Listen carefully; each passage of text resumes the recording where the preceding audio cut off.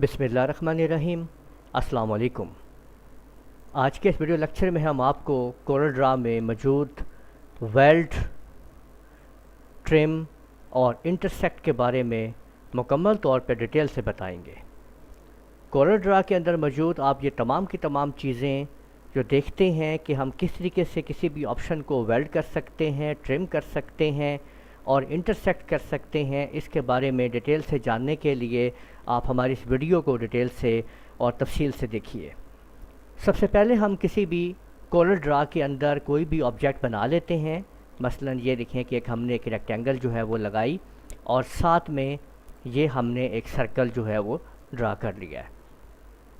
अब अगर हम इन दोनों को कोई एक कलर भी दे देते हैं, फ़र्ज़ करें ये देखें, तो यहाँ पे अब हम देख सकते हैं कि ये अलग अलग ऑब्जेक्ट्स हैं।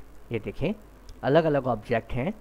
अब हमने इनको दोनों को इकट्ठा सेलेक्ट कर लेना है और जैसे ही आप इनको सेलेक्ट करेंगे तो आप देखेंगे कि यहाँ ऊपर आपके सामने अभी आप देखें टूल बार में, लेकिन जैसे ही हम लोग इन्हें इकट्ठा सेलेक्ट करते हैं तो इस जगह पे आप प्रॉपर्टी बार के अंदर आप देख सकते हैं कि ये एक वेल्ड और ट्रिम और इंटरसेक्ट का एक आइकन जो है आपके सामने आ चुके हैं।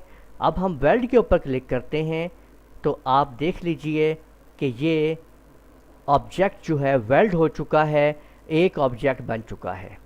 ये आपने देखा कि ऑब्जेक्ट वेल्ड हो चुका है। इसी तरह से अगर हम दोबारा इस ऐसे ही एक और ऑब्जेक्ट को क्रिएट करते हैं, ये देखें, ठीक है, और अब हम इसको कोई और कलर दे देते हैं तमाम ऑब्जेक्ट को। ये देखें ये हमने इसको दे दिया। अब जिस तरीके से हम इनको दोबारा सेलेक्ट करते हैं तो अब अगली ऑप्शन अगर हम यूज़ करते हैं तो यहाँ पे ये आपके सामने ट्रिम की ऑप्शन है नेक्स्ट वाली। हम जैसे इसके ऊपर क्लिक करते हैं तो आप ये देख सकते हैं कि एक ट्रिम जो है वो आ चुकी है इसके अंदर। लेकिन अगर हम यहाँ पे थोड़ा सा ट्रिम को मज़ीद समझें तो हम इसको यूँ देखेंगे कि देखें दो ऑब्जेक्ट हैं, एक ऑब्जेक्ट ये है और दूसरा ऑब्जेक्ट ये है। अब मैं इसको आपको करीब करके दिखाता हूँ और ट्रिम को समझते हैं प्रॉपर तरीके से। देखिए अगर मैं पहले इस ऑब्जेक्ट को सिलेक्ट करता हूँ और फिर शिफ्ट को बटन प्रेस करते हुए दूसरा ऑब्जेक्ट सेलेक्ट करता हूँ,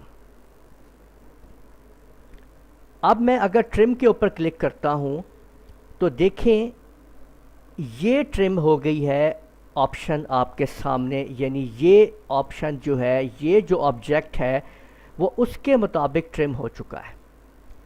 अगर हम इसको फिर इसी तरह से बनाते हैं, ये देखें, और यहाँ पे फिर हम एक और सर्कल लगाते हैं। अब हम ऐसा करते हैं, इनको फिर मैं आपके सामने लाता हूँ।